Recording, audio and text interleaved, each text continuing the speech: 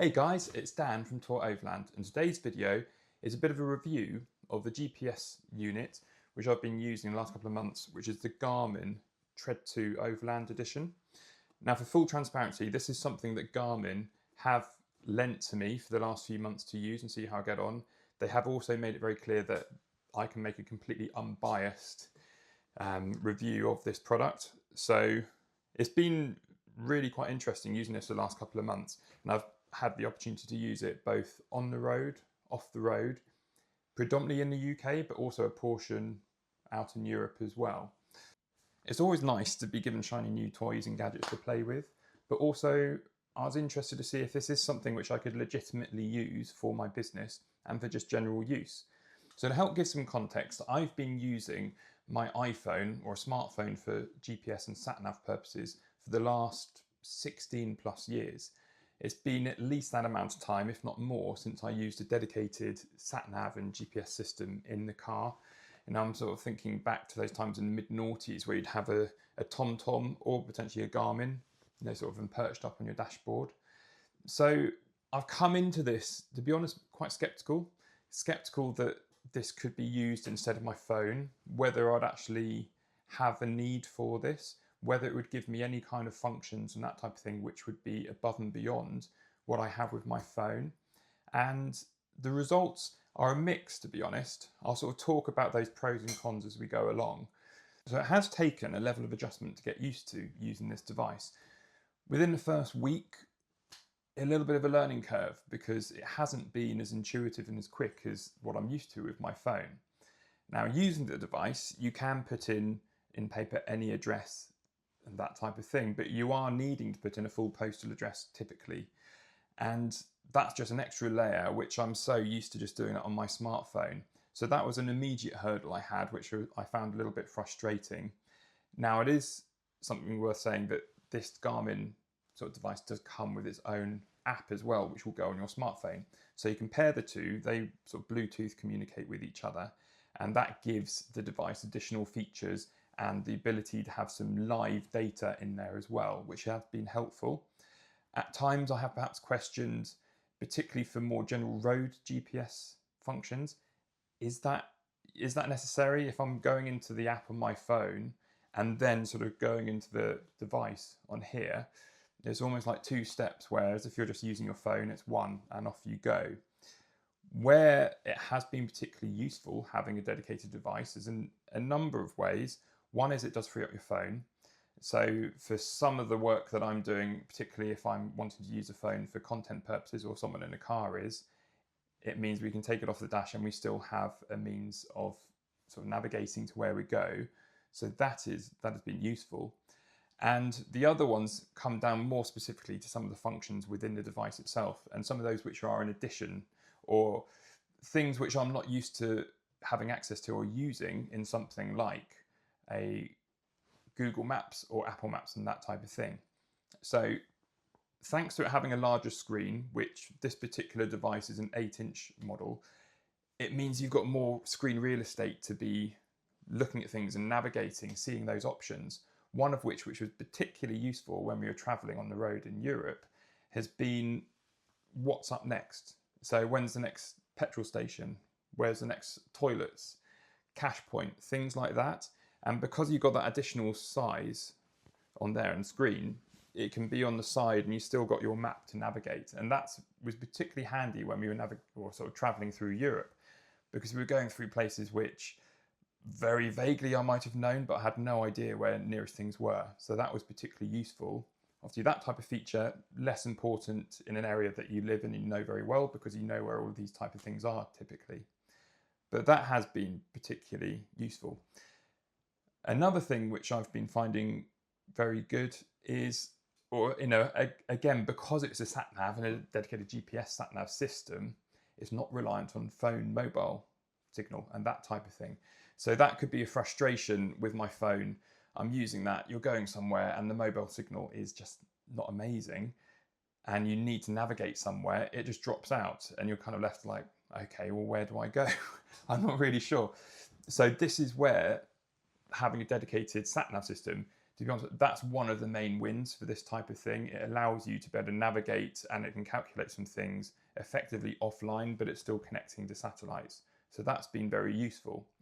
In the context of the day tours that we run and sort of going off-roading in our area, then Dartmoor, which we head to, hasn't got amazing mobile sort of reception up there. So we have had times before when we've been navigating solely with our phones, issues trying to navigate somewhere, particularly when we are needing to deviate from a set route, or something happens so you need to navigate around. You want to better use your device to the full. When you can't, it's really frustrating. So that is one area where the Garmin has been really quite useful. So in a recent day tour that we've done, I have a set number of locations or green lanes that I want to be going to, but also it changes, depending on the timings of the day and things like that. We don't have a completely prescribed route. I'll have an idea of the tracks I want to go to. Sometimes we do all of them, sometimes we might not, because we spend more time in one other location. This is where the Garmin device has been really good. What I would say though, one little thing which I have noticed is a few times it has tried to navigate us through sort of tracks which we don't have a legal right of way to be on. So it's basically picking up bridle paths, and in some instances what I would say is a footpath, so basically definitely not one which we can go on with our vehicles, and it's trying to navigate us through there. That's been okay because I've been able to catch that because I know the area, so I know where I can and can't go. But if I was using this in regions of the UK, for example, where I'm not familiar with where I'm going, I don't know, my trust there is not amazingly high, particularly if it's trying to take us on some routes which are off tarmac. I would absolutely be consulting the maps and things like the Trailwise app with the Green Lane Association. So it's interesting. So the whole purpose of this Garmin GPS device is it's geared up for overlanders or people who go off-road on those tracks. So with that, some of its functions are around the idea that it can pick up more of these dirt tracks and just off-road tracks that you might be able to drive.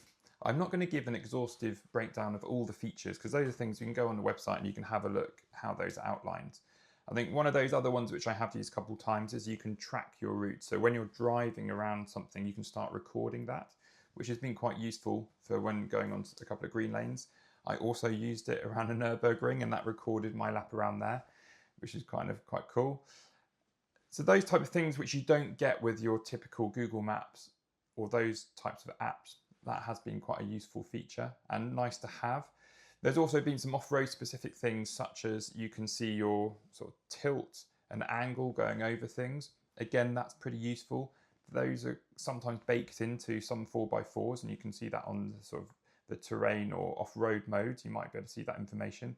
But on my Disco, I don't have that, so that's been quite nice. Again, it's more of a nice to have rather than something which I'm actively using that much. So the battery life has been pretty good. Most of the time in the vehicle, I do have it plugged in with a cigarette lighter, of which it's got a very long cable for charging, which has been quite useful, just to be able to route it behind things through the dash and stuff. Your battery has lasted maybe 6 to 7 hours when it's not been plugged in, which has been okay. I'd perhaps have expected a little bit longer. I'm not exactly sure how big the battery is in there, but it's quite a large device, so I would have thought it could handle a reasonable sized battery. So on to the pros, of which there are absolutely a good number of pros in here. So for me, they come down to the size of the device. Its build quality is very robust. I'd also say as well, the mounting system for this is the best quality and most effective mounting system I've ever come across to put something in the car. I'm mounting that to the windscreen and it's just absolutely solid. So it's really impressive how they've done that. Yeah, that's been excellent. The other one is through the way that it connects with its app on the mobile phone and live data you get. We are able to pull in live traffic data and information, and also these things which I touched on in terms of what's up next. So if we've got toilets, if we've got a petrol station, things like that, that's been really good. Obviously, that is a little bounce with a con there. if your phone drops out of signal or it disconnects, those features are then lost. So then it's running blind in terms of that side of things. It's a GPS device. So it's picking up the satellites. It means it's not reliant on the mobile data. This is excellent for when you're in places which are remote and where cell and mobile service is just simply not there. So that's been really good. That kind of goes for any sat-nav system. And then this is something in terms of the off-roading ability and using it in that sense, then it is an excellent device for putting in custom waypoints and markers, which you can then hook up and add as favorites, which is effectively how I've used it. So I've mapped out all of the green lanes that I might want to go and also the different entry and exit points. Those are saved as waypoints. So when I'm on the road, I can sort of click, I want to go to this one, boom, and it routes me there. So that's been super useful. A feature which I haven't used in great detail, but I can see takes it on another step, is importing custom GPX data. So those files where you've created a prescribed route which you want to follow exactly. I can see if you're going on a longer tour, this would be particularly useful for the type of use case that we have. I need that additional flexibility of, I'll have a smorgasbord of different waypoints that I might want to be going to, but how I get there might change. So I won't be always following the same route. On to the cons.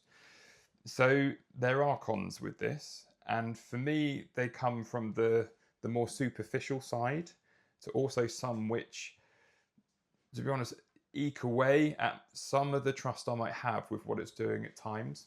So starting with some of the superficial ones, and also just to give some context, I have a background in design and UX and branding and things like that, so I'm pretty hot on the UX and design of apps and things like that.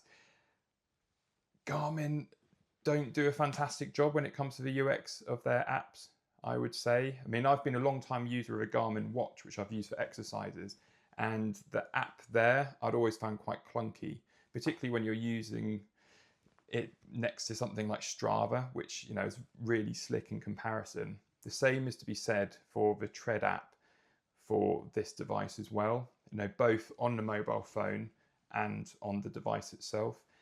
The UX is a little confusing at times. I mean, you get there once you learn how it works and where things are, you start getting much quicker, but it's not particularly intuitive at the first instance, I wouldn't say. And then the other one, and this is very superficial, purely the aesthetic of the map itself. So one of the reasons that I've always liked Google Maps in particular is it's quite a minimalist take when you're sort of being guided by the sat-nav. It's super clear where you're going.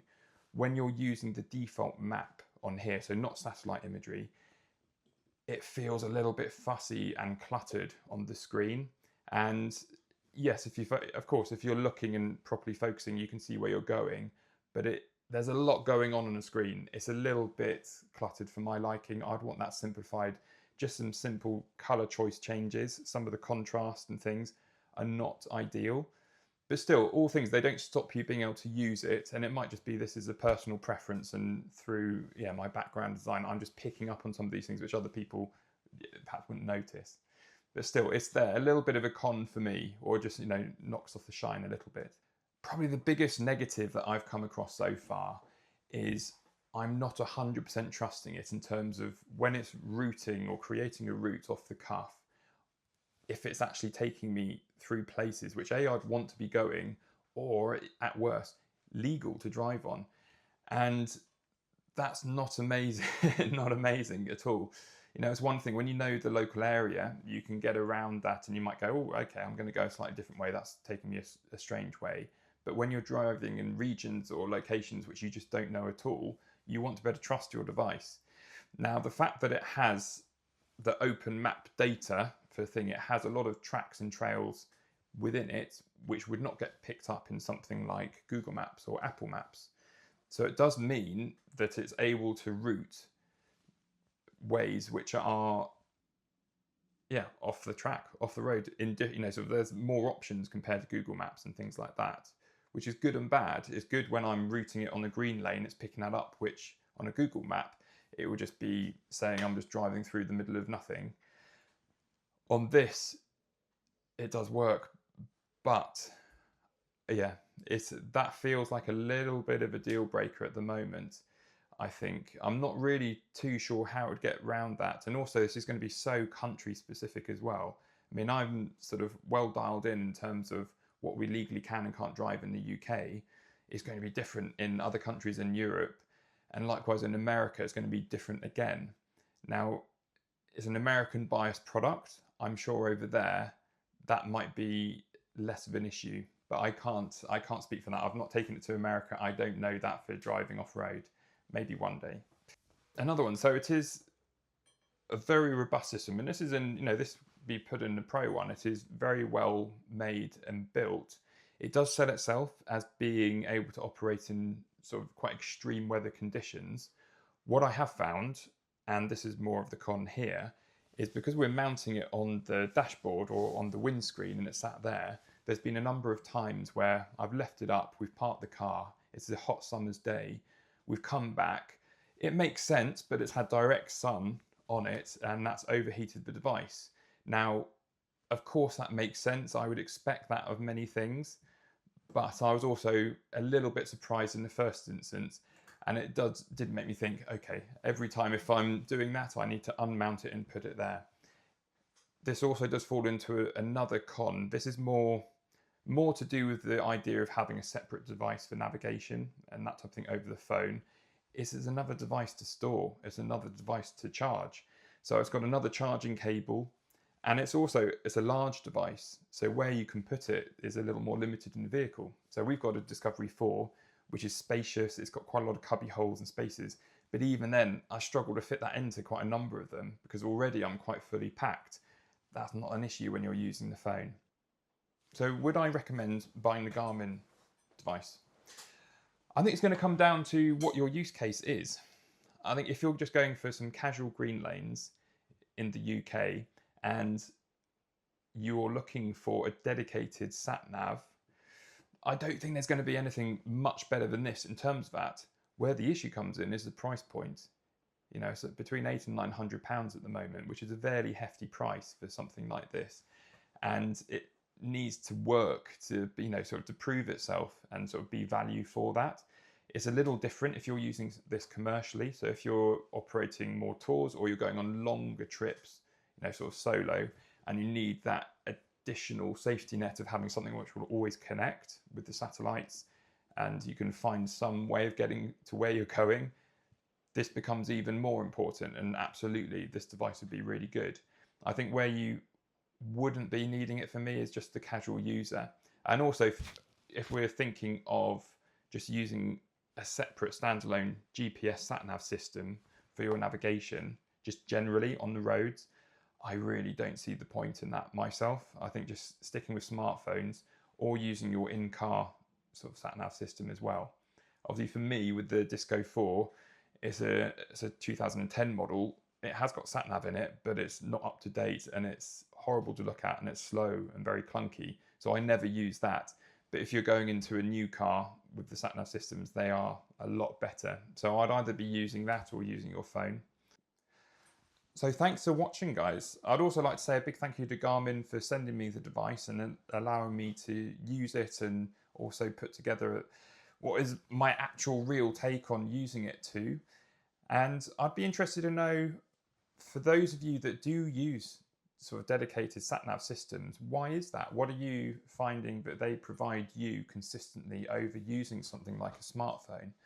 Or are you just so bedded into using a smartphone now that you just can't understand the idea of using a sat-nav? I'm sure also I'm not using all the features of the system itself and the sat-nav. So I'd be interested to know from those of you who perhaps have been using the Tread 2 or the former Tread GPS sat-nav, and what have you been using in its feature set which has become invaluable to how you go about using it.